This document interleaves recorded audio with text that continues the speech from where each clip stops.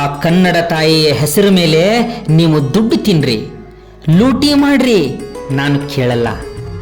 ಆ ಕನ್ನಡ ತಾಯಿಯ ಮಗನಾಗಿ ನಾನು ನನ್ನ ಕೈಲಿ ಎಷ್ಟು ಸಾಧ್ಯವೋ ಅಷ್ಟು ಕಷ್ಟಪಟ್ಟು ಆ ತಾಯಿಗೆ ಭಿಕ್ಷೆ ಬೇಡಿ, ವ್ಯಾಪಾರ ಮಾಡಿ, ಹೂ ಮಾರಿ, ತಿಂಡಿ ಮಾರಿ, ಚಪ್ಪಲಿ ಹೊಲಿದು, ಬೂಟ್ ಪಾಲಿಸ್ ಮಾಡಿ, ನನ್ನಿಂದ ಏನು ಸಾಧ್ಯವೋ ಅದೆಲ್ಲವನ್ನ ಮಾಡಿ ಬಂದಂಥ ದುಡ್ಡಲ್ಲಿ ಮಂದಿರವನ್ನು ಕಟ್ಟಿಸ್ತೀನಿ, ಬಿಡಲ್ಲ. ಒಂದು ಸಾರಿ ತೀರ್ಮಾನ ಆದ ಮೇಲೆ ಕಷ್ಟನೋ ಸುಖನೋ ನೋವೋ ನಲಿವೋ ದುಡಿತೀನಿ, ಶ್ರಮ ಪಡ್ತೀನಿ, ನಿಮಗೆ ತೋರಿಸ್ತೀನಿ ನೀವು ಮಾಡಿದ್ದು ಸರಿಯೋ ನಾನು ಮಾಡ್ತಿರೋದು ಸರಿಯೋ ಎಂದು.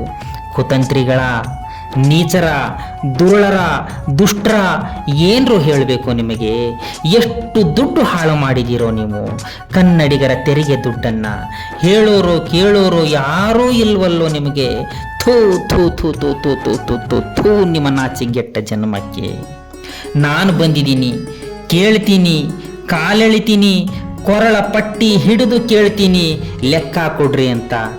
ಕೊಡಬೇಕು, ಇಲ್ಲ ಅಂದರೆ ಅದರ ಪರಿಣಾಮ ನೀವೇ ಎದುರಿಸಬೇಕು. ಯಾಕೆಂದರೆ ನಾನು ಒಬ್ಬ ಕವಿ, ಕನ್ನಡ ಪರ ಹೋರಾಟಗಾರ, ಮಿಗಿಲಾಗಿ ಕರ್ನಾಟಕದ ಕನ್ನಡ ತಾಯಿ ಭುವನೇಶ್ವರಿಯ ಮಗ. ಭುವನೇಶ್ವರಿಯ ಮಗ ಹೆಸರು ಹೇಳಿಕೊಂಡು ಕೋಟಿ ಕೋಟಿ ಹಣ ತಿಂದಿದ್ದೀರಲ್ವಾ, ತಿಂತಾ ಇದ್ದೀರಾ ಅಲ್ವಾ? ಅದು ಕನ್ನಡ ತಾಯಿ ಭುವನೇಶ್ವರಿ ಹೆಸರು ಮೇಲೆ. ಒಳ್ಳೇದಾಗತ್ತಾ ನಿಮಗೆ?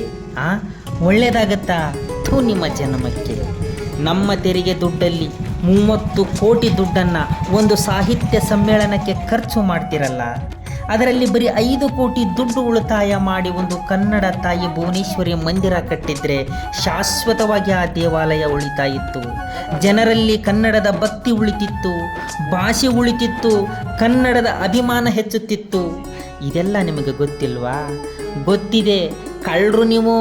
ಕಮಿಷನ್ ಸಿಗಬೇಕಲ್ವಾ ದುಡ್ಡು ಹೊಡೆಯೋಕೆ, ಕನ್ನಡಿಗರ ತೆರಿಗೆ ದುಡ್ಡನ್ನು ಕೊಳ್ಳೆ ಹೊಡೆಯೋಕೆ. ಏನ್ರೋ ಜನ್ಮ ನಿಮ್ಮದು, ನಾಚಿಕೆಗೆಟ್ಟ ಜನ್ಮ ನಿಮ್ಮದು.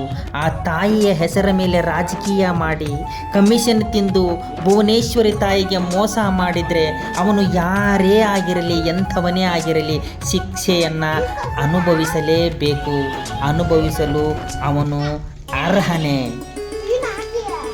ಆ ಕಾಲ ಹತ್ರ ಬಂದಿದೆ, ನೀವು ಅನುಭವಿಸಬೇಕು ಅಷ್ಟೇ. ಆ ಕಷ್ಟವನ್ನು, ಆ ಶಿಕ್ಷೆಯನ್ನು ನೀವು ಅನುಭವಿಸಬೇಕಷ್ಟೇ.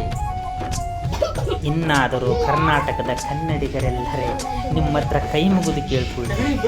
ನಿಮ್ಮ ತೆರಿಗೆ ದುಡ್ಡು ಏನಕ್ಕೆ ಹೋಗ್ತಾ ಇದೆ, ಏನಾಗ್ತಾ ಇದೆ, ಯಾವ ಕಾರ್ಯಕ್ರಮದ ಮೇಲೆ ಅದು ಯಾರಿಗೆ ಮಜಾ ಕೊಡ್ತಾ ಇದೆ, ಮೋಜು ಕೊಡ್ತಾ ಇದೆ, ಯಾರನ್ನೂ ಮೆರೆಸ್ತಾ ಇದೆ. ಬಡವರ ದುಡ್ಡನ್ನು, ಬೆವರಿನ ಹನಿಯನ್ನು ಅವರು ಯಾವ ಥರ ಉಪಯೋಗ ಮಾಡಿಕೊಳ್ತಾ ಇದ್ದಾರೆ ಅನ್ನೋದನ್ನು ದಯಮಾಡಿ ಕರ್ನಾಟಕದ ಕನ್ನಡಿಗರೆಲ್ಲ ಒಂದಾಗಿ ಒಂದು ದಿನ ಅವರು ಕೊರಳು ಪಟ್ಟಿ ಹಿಡಿದು ಕೇಳಿದರೆ ಮುಂದೆಂದೂ ಕೂಡ ನಮ್ಮ ಹಣ ಹಾಳಾಗಲ್ಲ.